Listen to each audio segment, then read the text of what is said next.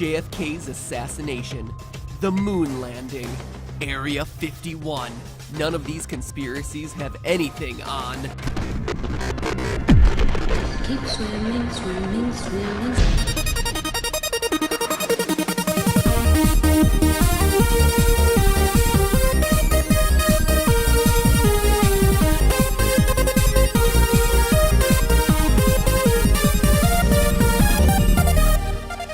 Hello, Internet! Welcome to Film Theory, the show that swears it won't subject you to a bunch of fish puns in this episode. I mean, were I to do that, it would be a turtle disaster. Oh, sorry, I didn't do that on purpose. Ah, poop! I just need to clam down. I can't! I can't keep floundering! Someone call a sturgeon! Okay. No more. It's out of my system. No more fish puns ever. I mean, it's not like anyone's ever gonna want a film theory on Shark Tale anyway. Finding Nemo. Everybody loves Finding Nemo. And why shouldn't they? It's got everything you could want in an animated children's film that happens to be about neglected sons, kidnapping, imprisonment, mental illness, and the dangers of the outside world. That's the one thing we have to remember about the ocean. It's not safe. That's my boy. But in all seriousness, that's the beauty of Pixar. Sure, Finding Nemo has cute animated fish talking and making jokes, but beneath the surface, there's some serious adult themes. And what if I were to tell you that there's a Pixar secret so hidden, so subversive, and so shocking that no one has yet to pick up on it? Would you believe me? Let's take it a step further. What if I were to tell you that one fish, Dory, has been lying to us the whole time? Huh? Oh, I am on to you, Ellen DeGeneres. Finding Dory? More like exposing Dory. The truth is coming out. Throughout Finding Nemo, small fish, against all odds, outsmart bigger predators. Nemo is constantly told that he simply isn't strong enough to swim in the ocean. You know you can't swim well. Yet in the end, it's Nemo's ability to swim that saves him from being caught by the humans. Marlin, a small clownfish no one takes seriously, becomes a legend amongst aquatic life after surviving encounters with sharks, jellyfish, and whales. It's such an important theme to this movie that it even appears in the closing credits. The tiniest, most nervous fish of them all, Blenny, turns the tables on the sharp-fanged anglerfish, devouring him in one swift bite. The film boils down to one central idea: don't judge people, or in this case fish, on appearance alone. And if there's one fish that stands out from the pack, the most vulnerable of all, it's Dory. At first glance, it's easy to dismiss her. She suffers from short-term memory loss, and as such, she has no concept of where she is at any given point in time. She just wanders around haphazardly from place to place, sort of like the animated fish version of Mr. Bean. Just keep swimming,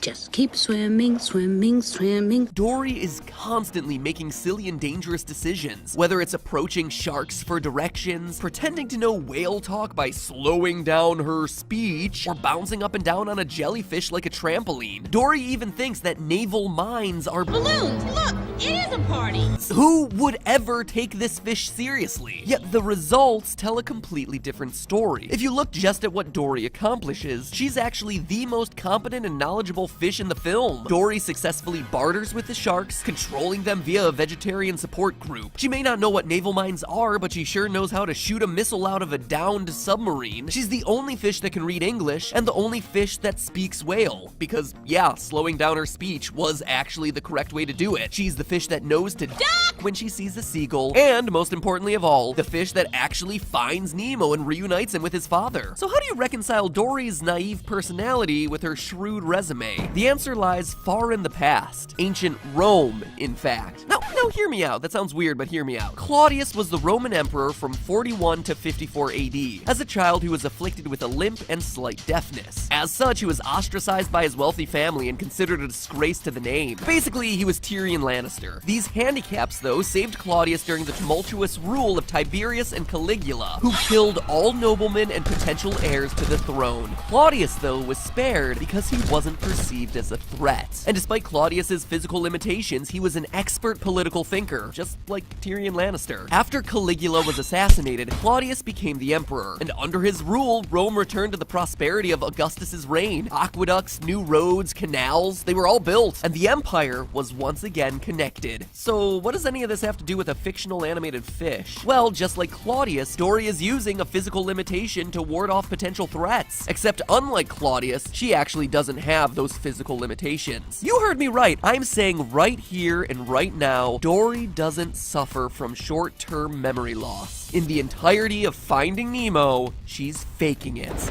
Don't let that wide-eyed, freckled face fool you. By applying our knowledge of the normal symptoms for short-term memory loss to Dory, we can find cracks in her so-called story. It's time that Dory flop like a fish. There are actually two main forms of amnesia, retrograde and anterograde. In retrograde amnesia, a person forgets everything that's happened before an injury or accident. Someone suffering from retrograde amnesia can still form new memories, however, memories created prior to the injury are lost. This is typically caused by head trauma to the brain, in particular the hippocampus, which encodes new memories. Think of retrograde as the Bourne identity of amnesia. After Jason Bourne is shot and left for dead, he has no recollection of who he is or what happened. People suffering from retrograde amnesia can recall general knowledge but not specifics. So in the case of Jason Bourne, he can still remember how to kill a man with a hand towel, but he can't remember the name of the man who taught him how to kill a man with a hand towel. The second type of amnesia, anterograde, is commonly referred to as short-term memory loss, and this is the form of amnesia that Dory supposedly suffers from. In anterograde amnesia, a person is unable to create new memories following a traumatic event. Long-term memories before that event, however, remain intact. A person with anterograde amnesia may be able to remember their high school mascot, but they'll be unable to tell you what they just had for lunch 20 minutes ago. Think of anterograde as the memento of amnesia. You know, the indie, lesser-seen version of retrograde's more common blockbuster. In anterograde amnesia, people lose declarative memory, the recollection of facts, but they retain non-declarative memory, otherwise known as their procedural memory. Probably the best way to explain this difference to you is to take you through the most famous documented case of anterograde amnesia ever recorded, a patient simply known by the code name HM. In 1953, Henry Gustav Meliasen had a lobectomy to cure his epilepsy. Basically, he had a big chunk of his brain removed. Unfortunately, the procedure, while successfully curing the epilepsy, resulted in anterograde amnesia, leaving Henry unable to form new memories. Per records, Henry loved to do crossword puzzles. He could fill in all the answers pertaining to events before his surgery, but struggled with any answers that related to events happening afterwards. And yet, despite the setback, Henry was still able to retain information through procedural memory. Scientists would give Henry the same maze to complete every day, and when he was asked whether he remembered doing the maze before, he had no memory of ever seeing it in his life. And yet, he could instinctually remember how to finish the maze in a reduced amount of time each trial. He was getting faster at the maze without ever realizing that he had done the maze in the past. Dory, on the surface, shows many of the same symptoms associated with anterograde amnesia. When she leads Marlin to the boat that took Nemo, she keeps forgetting who he is. Stop following me, okay? A person's name would fall under declarative memory, so it makes sense that Dory keeps forgetting Marlin. In fact, Dory consistently has trouble with names, calling Nemo Fabio, Chico, Bingo, Harpo, and Elmo, but never his actual name. Dory also struggles to remember events that have just occurred. While they're being chased by sharks, midway through their escape, she forgets that she's being chased at all. When Dory and Marlin lose the scuba mask, Dory can't remember what they lost. All these instances are consistent with short-term memory loss, just like patient HM. That being said, Dory does show a strange knack for remembering particular phrases, especially her personal motto. Just keep swimming,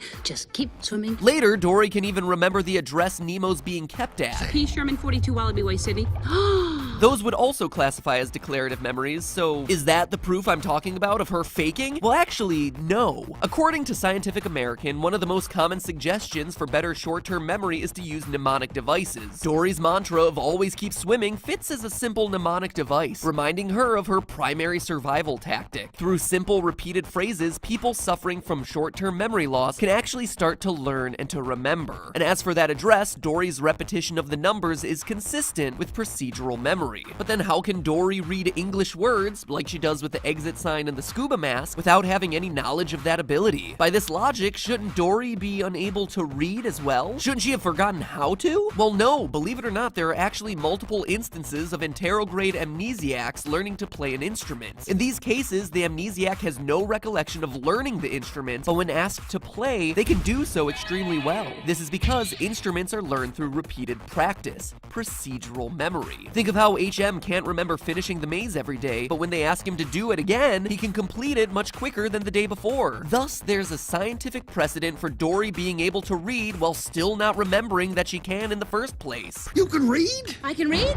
That's right, I can read! Pretty much every single one of Dory's accomplishments can be attributed to procedural memory. She knows how to speak whale, avoid seagulls, read, all because she's done so before. Dory wouldn't remember that she has these abilities, but instinctually, she would still know how to do them. So then what am I doing calling Dory a liar? Who am I kidding? I just spent an entire episode arguing against myself. Maybe Dory does suffer from anterograde amnesia. Everything seems to check out. I guess sometimes a children's film about talking animated fish is simply just a children's film about talking animated fish. Dory, you're free to swim away. Hi, I'm Dory. I suffer from short-term memory loss. Okay. True, I forget things almost instantly. It runs in my Keep family. swimming. Just keep Wait, it's swimming. like a boat? Hey, I've seen a boat! I don't Hey, remember. I've seen a boat! Hey, I've seen a boat! Hey, I've seen a boat! Hey, I've seen a boat! Seen a boat! Seen a boat! Seen a boat! How could Dory remember the boat, but then forget meeting Marlin? The boat wouldn't fall under procedural memory. Dory seeing a boat would be a fact, a declarative memory. And if Dory truly has anterograde amnesia, like all declarative memories, she should have forgotten it just like she forgets Marlin's name over and over again. It doesn't add up. The only way for this to make sense is that Dory has been faking it the whole time. Looks like I was right all along. And I've got even more proof next time.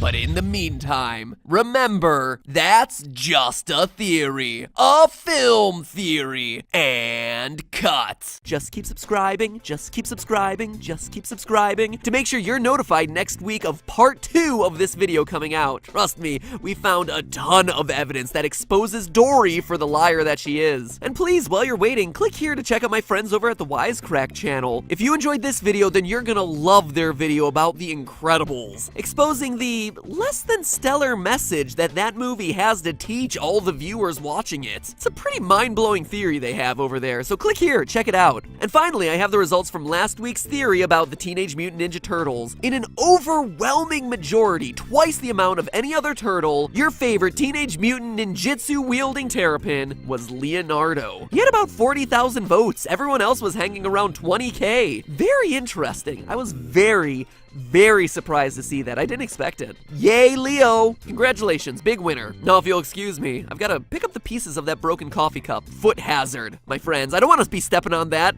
a week from now. Injure my foot, jeez. See you next week.